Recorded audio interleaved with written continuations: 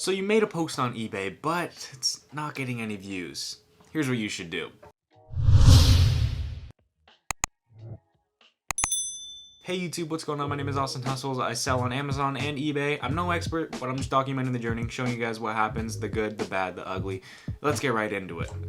So basically, you're not getting any views on your eBay listing. I'm telling you guys exactly what to do. First, we're going to talk about why you're not getting any views. Then we're going to talk about things you can do to get more views. And then finally, I'm just going to give you guys some extra tips and tricks. Alright, now first of all, let's talk about why you're probably not getting any views. First, we're going to have to take a look at your listing. Is your picture good? Is there a white background? Is it blurry? You know, the picture really matters because when someone sees it, they're going to click on it and that's going to be a view. Because you need a good picture for people to actually click on your listing. Also, besides the picture, how's your title looking? Did you use all 80 characters on your title, or did you just type 40 characters and leave it be? If you're not filling up the title in your listing, you're really wasting a lot of free real estate. You know, this is for search engine optimization. When someone types in a word, that word shows up on your eBay listing and it shows up on Google. You know, if you only have 40 characters, then your 40 characters only have that much of a chance to show up on Google. If you have 80 characters, you double the chances of showing up on Google. So fill up your listing title, make it specific, some words you can add. New, brand new, used, good condition, tested. Tested's a really good one if you're selling electronics and stuff like that. Working, new in box. I already said new, but you know, amazing. Just stuff like that, like details. I don't know about amazing, but put like details that are super niche to the item. In hand is a good one if like this you want to get this shipped out fast. Fast ship. Free ship. I don't know if you can actually say free ship in the title, but if you can, you know, free ship, fast ship, those are all some good ones. And now the other thing that can really translate into getting more views is your price. Look at your price and look at some of the other sold listings in your market. Are you competitive? Are you super high? Are you undercutting? If you're undercutting, you should get a lot of views, but you're not going to get a lot of money.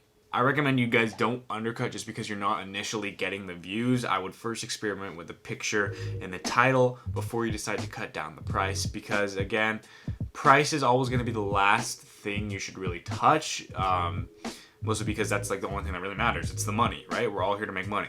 So I wouldn't screw with the price until you figure out that's actually the main issue. I'd give it like a week or so for you to actually get views while experimenting with your title and your pictures before you actually make any monetary changes. Alright, now in the beginning of this video I said that you guys need a good picture for your listing to get views. How do you get a good picture? So the way I used to do it is I used to have a blank piece of poster paper. It was just a white piece and I would hang it on the wall. I taped it up and I kind of just had it at like a slant like that. And I put the item right here and I had the camera right here taking a picture this way. So basically I was using the back of a poster as a white background. And if I'm being completely honest with you, this one didn't convert a lot because my lighting in my room was really bad and the picture was like the lighting was yellow and the background didn't look white. It kind of looked like a brown yellowish. So that wasn't that good, if I'm being completely honest, but if you have good lighting, maybe it will work for you. And here's another thing, if you're doing like retail arbitrage and stuff like that and you're selling like a brand new item, I would go into Google, look up that item, and just take that picture right off of Google with the white background.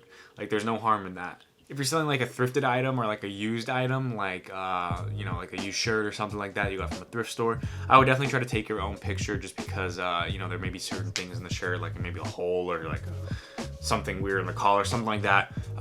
So yeah, if it's like a used item, I would try to take your own picture. But anything brand new, like, just take the picture off of Google.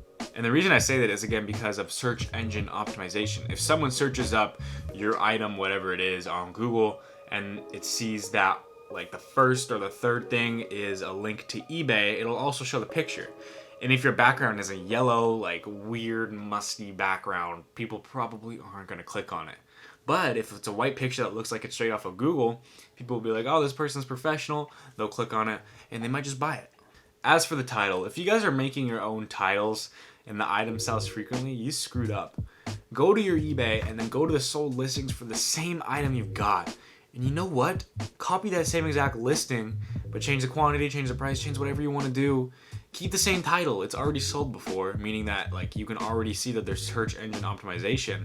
If it's not filled out, fill it out some more, but like just use a title that already had a sale. Alright, so let's say you've messed with your title, you messed with your picture, maybe even you messed with your price after a while.